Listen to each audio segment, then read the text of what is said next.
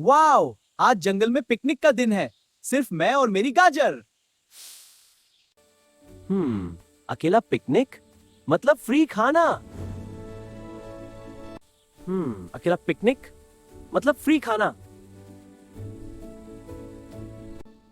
मेरे लिए इतनी मेहरबानी क्यों? बस आप आंखें बंद करो, सरप्राइज है।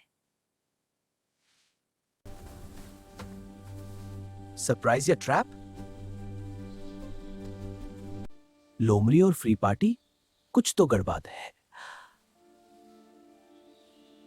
3, 2 और अब पकड़ती हूँ।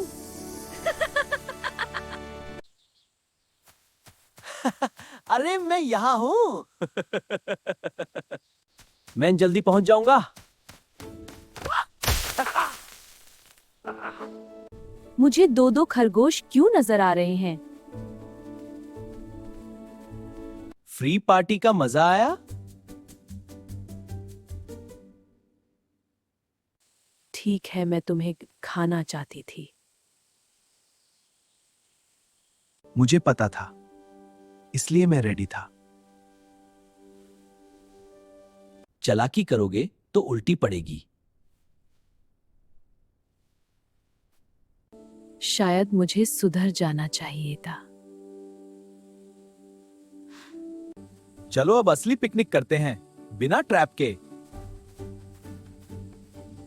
ठीक है, आज सिर्फ सैलेड।